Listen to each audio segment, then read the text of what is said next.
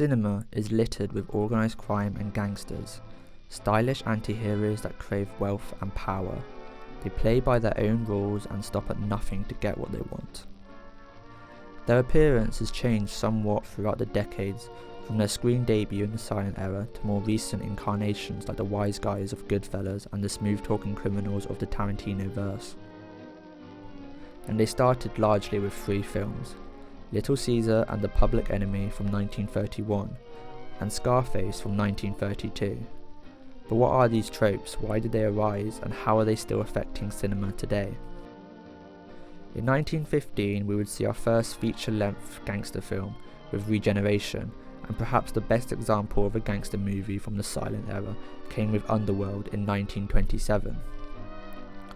However, these films failed to capture the same essence of the gangster that would become standard in later films. Silent gangsters are presented as outlaws with hearts of gold, their criminality is the result of poverty, and their arcs tend to centre around redemption. The perception of the gangster would change massively by the early 1930s. By the time the talkies rolled around, America had been living through almost 10 years of prohibition, and this has led to an explosion in real-world organised crime. Gangsters like Al Capone had become celebrities and anti-heroes, and events like the St.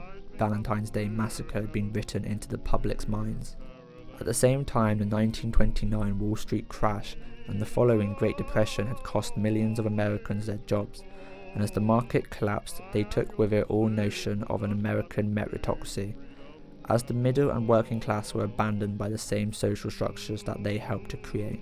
Out of the ashes, Hollywood created a new kind of folk hero based on real-world gangsters like Al Capone, starting with Little Caesar in 1931. Rico was a new kind of protagonist. It's hard to call him a hero or even really an anti-hero. He's an aggressive and ruthless bully. His actions and criminality don't come from poverty, rather from greed. He was the first character to express the real desire of the gangsters that would come after him, that money is secondary to power. In the end, Rico is gunned down by police, and the film was perceived with a Bible verse, Matthew 26:52, that those who live by the sword shall die by the sword. And yet, the character resonated with audiences and became the basis for all other gangsters that would come after him. So why was the character of Rico so alluring to 1930s audiences? He represents an individual struggle for power against a structural society. He's transcended the existing economic hardships of the early 1930s and achieved the American dream, but he did so at the expense of his morality and eventually his life. Warner Brothers followed this up the same year with The Public Enemy, and with it they increased the violence, danger and blatant immorality. More than Little Caesar, The Public Enemy begins to develop the iconography of the gangster movie, informing the look of films like Angels with Dirty Faces and White Heat, and later gangster films like Miller's Crossing and The Godfather. The film was loosely based on the book Beer and Blood, a real-world account of gang warfare written by 2 Chicago gangsters, and it presents a darker, grittier underworld than we had seen before. The film introduced the known gangster, gun battles, bootlegging, Tommy guns, and more. Many of the ideas, images, and even entire scenes will be seen again and again throughout cinema. The Public Enemy proved that audiences were ready for a grisly, realistic crime film, and in 1932, Warner Brothers delivered with one of the most bloodthirsty and violent films of the pre-code era, Scarface. With the characters and iconography newly established, Scarface gave us the ultimate gangster film of the 1930s. It tells the story of Antonio Camonte, a charming if brash gangster who kills his way to the top of the Chicago bootlegging market and eventually becomes the kingpin of the entire city. Tellingly, the film opens with a murder, as if director Howard Hawks knew that this represented the final strokes in the invention of the modern gangster film. The film is crude and bold, the action is fast and frequent. No care is given to a motive or a reason behind Tony's lust for power.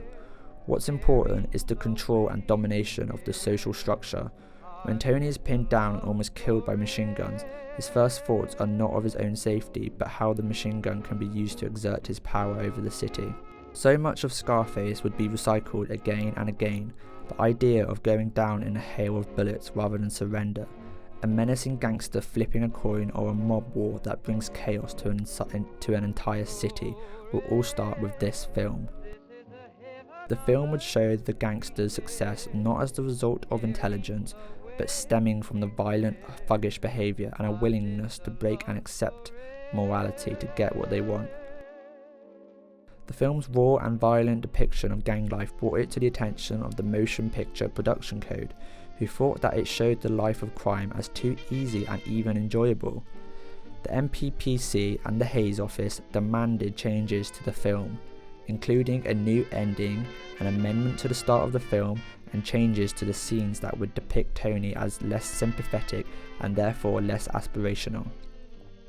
The film was cited as one of the major reasons behind a stricter enforcing of the Hays Code, meaning that all films released after 1934 would require a certificate from the MPPC before they could be shown in cinemas. The film was cited as one of the major reasons behind a stricter enforcing of the Hays Code, meaning that all films released after 1934 would require a certificate from the MPPC before they could be shown in cinemas.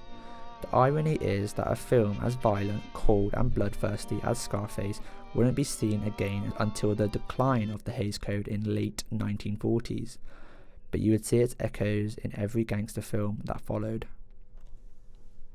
The end.